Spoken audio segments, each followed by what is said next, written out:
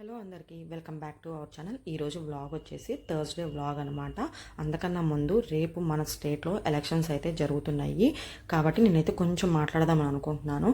Last time మనకు ఒక 5 years back elections జరిగినప్పుడు అందరూ ఓటు హక్కు అయితే వినియోగించుకున్నారు. కానీ అప్పుడు అందరూ ఓట్లు వేశారు. అవి ఎటుపోయినాయో ఏంటో అనేది కొంతమందికి తెలుసు, కొంతమందికి అంత ఐడియా లేదు వాటి మీద. కానీ ఈ 5 yearsలో ఆంధ్రప్రదేశ్ చాలా సర్వనాశనం అయిపోయిందనమాట. తెలుసో తెలియక ఓట్స్ అయితే వేశారు. దానివల్ల ఒక గవర్నమెంట్ అయితే ఫామ్ అయింది. ఆ వచ్చిన గవర్నమెంట్ తీసుకున్న డెసిషన్స్ వల్ల ఆంధ్రప్రదేశ్ మాత్రం సర్వనాశనం అయిపోయింది. ఇంక ఇప్పుడైతే మనకు అవకాశం వచ్చింది. ఈ అవకాశానికి కూడా 1 day ఉందన్నమాట. రేపు ఎలక్షన్లో మీరు ఓటు వేసేటప్పుడు జాగ్రత్తగా ఆలోచించి ఓటు అనేది ఉపయోగించుకోండి. ఎందుకు అంటే మన స్టేట్ అనేది డెవలప్మెంట్ అనేది లేదు. ఇకపై స్టేట్ డెవలప్మెంట్ అవ్వాలి అంటే మనకి సెంట్రల్ గవర్నమెంట్తో టైఅప్ ఉండాలి. ఇప్పుడు మన సెంట్రల్ గవర్నమెంట్తో టైఅప్ అయినది 2 పార్టీలు, టీడీపీ, జనసేన. కాబట్టి రేపటి రోజున స్టేట్లో మనకి ఏదైనా ప్రాబ్లమ్స్ వచ్చినప్పుడు మనం నాయకుడి దగ్గరికి వెళ్ళినప్పుడు అక్కడ స్పందించేటట్టు ఉండాలి, నిజాయితీగా ఉండాలన్నమాట. సో అది చూసుకోండి ఖచ్చితంగా. మనం స్టేట్ గవర్నమెంట్ నుంచి వచ్చే ఫండ్స్, బెనిఫిట్స్ అనేవి మనం ఇప్పుడున్న స్టేట్ ఆంధ్రప్రదేశ్కి చాలా అవసరం ఎంతైనా ఉంది. అప్పుడు ఫామ్ అయిన స్టేట్ గవర్నమెంట్ ఏదైతే ఉందో వాళ్ళు తీసుకున్న డెసిషన్స్ వల్ల అయితే మాత్రం చాలా వరకు నష్టం అయితే జరిగిపోయింది. విద్యలో కానీ, వైద్య, ఉద్యోగం, వ్యవసాయాల్లో కానీ, పెన్షన్స్లో కానీ, పథకాల్లో కానీ ఎంత జరగాలో అంత నష్టం అయితే జరిగిపోయింది. కాబట్టి ఇప్పుడు మనకు అవకాశం వచ్చింది కాబట్టి మనం వినియోగించుకోవాలి. ఏ లీడర్ అయితే డైరెక్ట్గా నిజాయితీగా జనాల ప్రాబ్లమ్స్ను వాళ్ళు గమనించి డైరెక్ట్ సెంట్రల్ గవర్నమెంట్ దగ్గరికి నిజాయితీగా వెళ్ళి పాయింట్ రేస్ చేస్తారు అని మీరు అనుకుంటున్నారో ఆ గవర్నమెంట్ రావాలని కోరుకొని మీరు ఓటైతే వినియోగించుకోండి. ఇదైతే చెప్పదలుచుకున్నాను.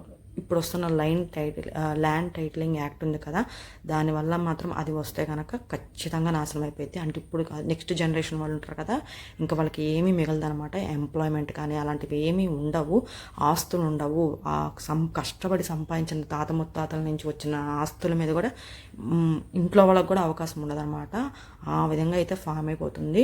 చాలా ఆర్థికంగా కూడా వెనకబడి ఉందన్నమాట. సో ఇప్పుడు ఒక లీడర్ ఉన్నారు అంటే వాళ్ళు ఏంటంటే జనాలతో మింగిల్ అవ్వాలి, వాళ్ళ ప్రాబ్లమ్స్ అని తెలుసుకోవాలి. అలానే పార్టీలో ఉన్న వాళ్ళు ఉంటారు కదా, ఎక్స్పీరియన్స్ చేసిన వాళ్ళతో కూడా వాళ్ళు మింగిల్ అయ్యి అంత డిస్కషన్స్ అన్నీ ఉండాలన్నమాట. అలాంటి పొలిటీషియన్స్ని అయితే మీరు ఎన్నుకోవాలి. ఇంకా మనకు ఒక 1 day ఉంది కాబట్టి ఖచ్చితంగా ఓటు హక్కునైతే వినియోగించుకోవాలన్నమాట. నేనైతే చెప్పదలుచుకుంది ఇదే.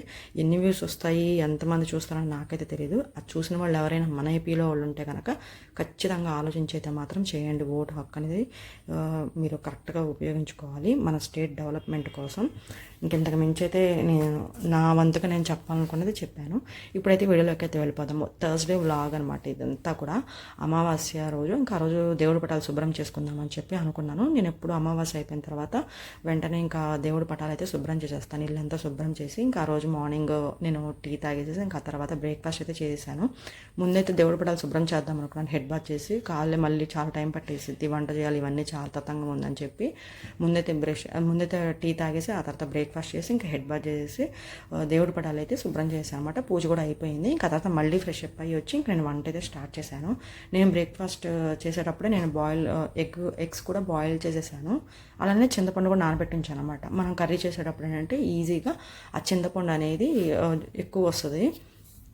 ఇంకా నాకెందుకో ఈ చింతపండు నేను అది పక్కన పెట్టేటప్పుడే నాకు అనిపించింది, ఇదేంటి ఎక్కువ కలిపానేమో చింతపండు అని అనిపించింది.